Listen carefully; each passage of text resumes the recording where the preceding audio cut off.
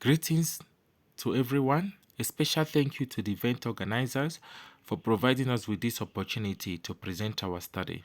The title of this study is The State of Johannesburg Water Infrastructure and its Impact on the Residents. My name is Ndukwe. I studied at the University of Johannesburg with a master's degree on sustainable urban development and planning. I will be your presenter. The co-authors of this study are Professor T.Gumbo, HOD, University of Johannesburg, Mr. Ogra, lecturer, University of Johannesburg. What is an urban water infrastructure? According to Tambari 2015, an urban water infrastructure is defined as the critical component needed in the provision of sustainable water resource management and services. It consists of components such as water collection and storage facilities, water transportation routes such as canal, tunnels, and pipelines, water treatment plants, storage and distribution systems, wastewater collection systems and treatment, and urban drainage systems. The study area for this study is the city of Johannesburg, located in the Gauteng province of South Africa. It has a population estimate of over 5.5 million people, with a national economic contribution of 14.9%, making it the biggest and the most advanced in the country. Reasons for choosing the study area: this is due to the limited studies on the topic concerned and because of its socio-economic importance to the region and the country at large. The literature review defined and provided an overview of the urban water infrastructure in the city, its management and importance, and the challenges facing it. Johannesburg Water is the agency responsible for the management and delivering of water services in the city.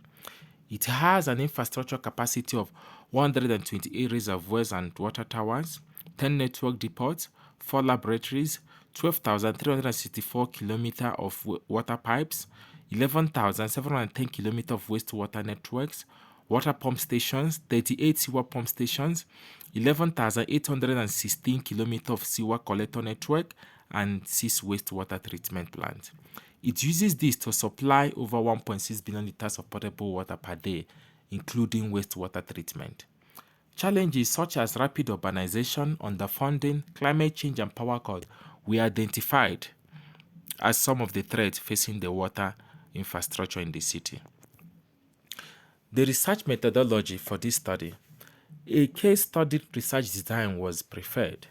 The research approach made use of mixed method, qualitative and quantitative. The type of data used included primary and secondary data. Primary data were collected through questionnaires and interviews with resident and Johannesburg water officials, including field observation, while secondary data were collected through peer-reviewed journal articles sourced from Springer Link and municipal website. A total of 50 participants took part in the study. Findings: access to reliable water infrastructure. 90% of the participants have access to reliable water connected in their homes, while remaining 10% fetch their water from a community tap, water tanks, or a borehole. Although in the former settlement, the accessibility percentage is lower. State of the water infrastructure. According to the Johannesburg Water Annual Report, 2 billion rands is required yearly to maintain the water infrastructure. However, only 658 million rands is allocated. In March 2021, over a third of the reservoirs faced supply issues, prompting Johannesburg Water to red light them and issue a restricted water supply warning. The city has an infrastructure renewal backlog of over 19.9 billion rands. This is due to the years of underfunding.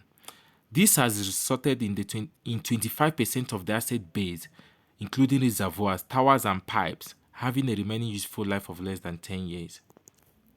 Furthermore, the impact of this on the resident: 90% of the participants, which represent 45 people, confirmed experiencing water cut, while 51% of the 90% agreed to have suffered socio-economic hardship due to the cut.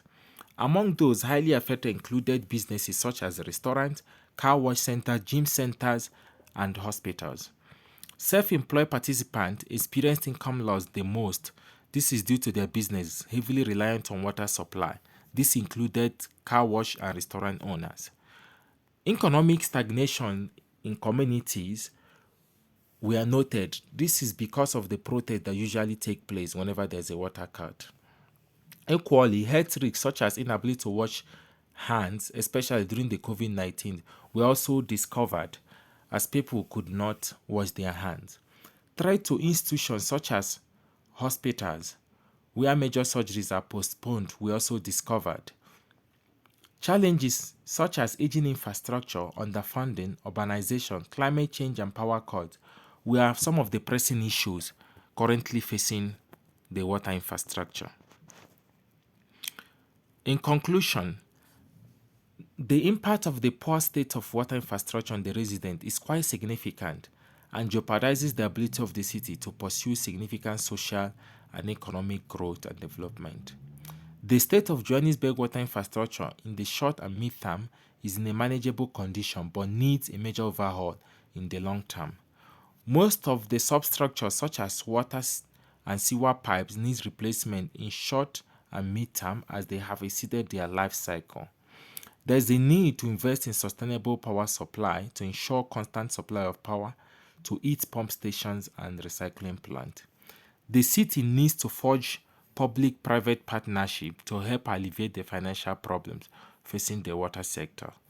Therefore, this study concludes by suggesting that the city's water infrastructure management requires strategic planning, integration and coordination of the several stakeholders responsible for water provision and infrastructure management, as well as adequate human and financial resources. These are the references.